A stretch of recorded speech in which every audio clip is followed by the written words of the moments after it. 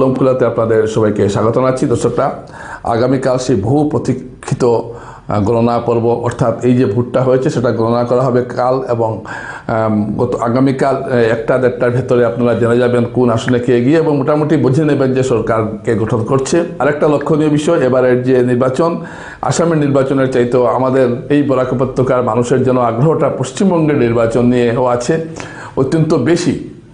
আজকে আমি আলোচনা আনছি যে কাল যে নির্বাচন ভোট গ্রহণটা হচ্ছে, এর আগে কি আলোচনা হচ্ছে সর্বত্র, এটা একটু আমি আপনাদের সামনে তুলে ধরছি। আমি ব্যক্তিগত মতামত এখানে দিতে যাচ্ছি না, কিন্তু আপনারা দেখবেন যে সোশ্যাল মিডিয়াতে অনেকেই তার নিজস্ব এক্সিট পোল দিচ্ছেন। ইতিমধ্যে আপনারা এক্সিট পোল জেনে গেছেন যে আসামে বিজেপি ভোট প্রবল সংখ্যা, কেউ 80, কেউ 90, কেউ 70 বলছেন।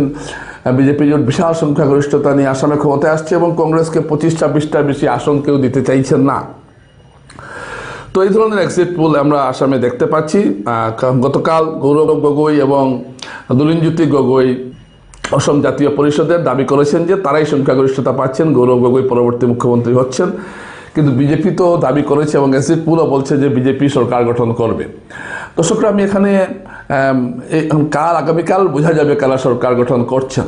কিন্তু একটা ঘটনা আমি যেটা, এবং সোশ্যাল মিডিয়া বরাকের যে আসনগুলি নিয়ে যে আভাস দেওয়া হচ্ছে, এবং আমি দেখলাম বিভিন্ন লোকের যা মতামত আমি দেখলাম, সব মতামত একটা জায়গায় টিকে আছে, সেটা হলো বড়খলা আসন।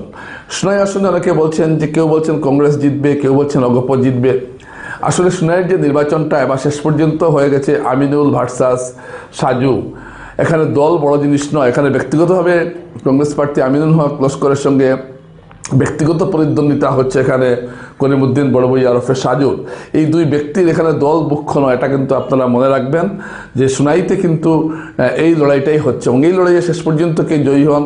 তো অনেকেই যেহেতু কংগ্রেস মুসলমান ভোট কংগ্রেসমুখী, তাই অনেকে ভাবছেন এখানে কিছুটা ভোট হলেও কংগ্রেস এখানে জেতার মতো একটা পরিস্থিতিতে আছে। কিন্তু এত সোজা নয়, এখানে একটা হাড্ডাহাড্ডি লড়াই অবশ্যই হবে। এবং আর যে আসনটা নিয়ে সবচেয়ে বেশি চর্চা চলছে সেটা হলো বড়খলা।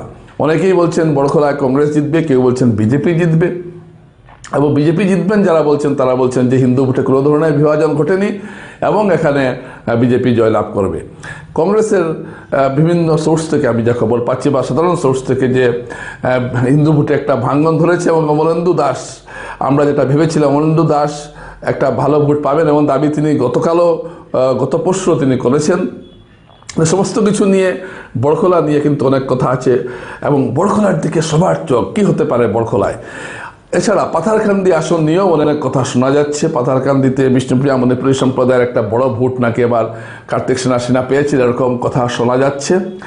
এবং এটাই যদি হয় তাহলে পাথারকান্দিতেও মন্ত্রী কৃষ্ণেন্দু পাল একটা প্রবল প্রতিদ্বন্দ্বিতার সম্মুখীন হচ্ছেন, এমন কথা শোনা যাচ্ছে। তাই পাথারকান্দি আসনের দিকে অনেকের চোখ।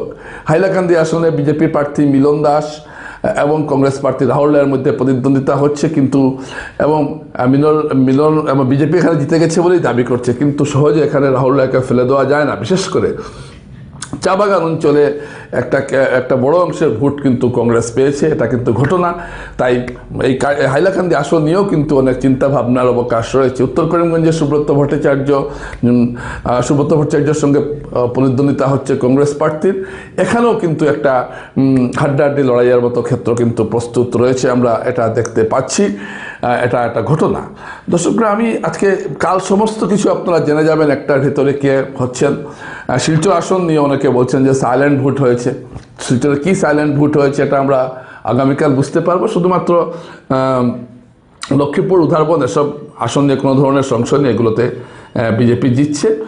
কাটিগড়ায় কমলাক্ষ দেবপ্রকাশ তো জয়ী হচ্ছেন, এটা মোটামুটি নিশ্চিতভাবেই সবাই বলছেন। কিন্তু বড়খলা নিয়ে, শিলচর নিয়ে একটা সাইলেন্ট ভোটের কথা উঠছে।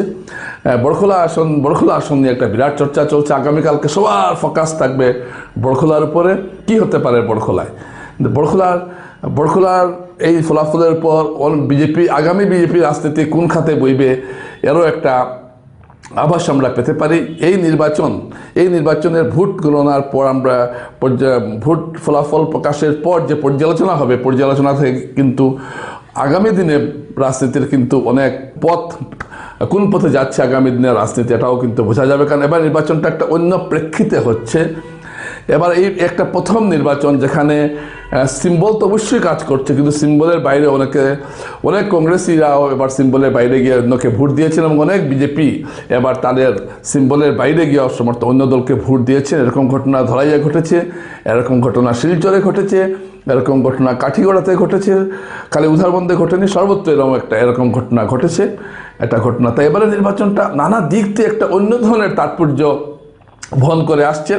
ফলাফল যাই হোক, এটা বড় কথা নয়, কিন্তু এই ফলাফলের ভেতরে আপনারা ভবিষ্যতের রাজনীতির কিন্তু একটা গতি প্রকৃতি আপনারা বুঝতে পারবেন।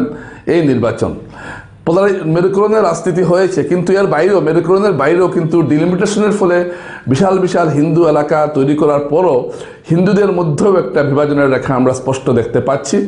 এবং আমি আগামী ফলাফল প্রকাশের পর আমি এই বিষয়ে আপনাদের সামনে অবস্থান করব। তো আমরা সবাই কালকের দিনটার দিকে তাকিয়ে আছি, কী হতে পারে আগামীকাল, এটা হলো সবচেয়ে বড় কথা। অবশ্যই আপনাদেরকে খুল্লার মাধ্যমে আমি ভোট কেন্দ্র থেকে সরাসরি আপনাদেরকে সংবাদ পরিবেশন করব এবং আপনারা অবশ্যই আমার সঙ্গে ব্যক্তিগতভাবে ফোনেও যোগাযোগ করতে পারেন, নাম্বার আমি নিচে দিয়ে দেবো।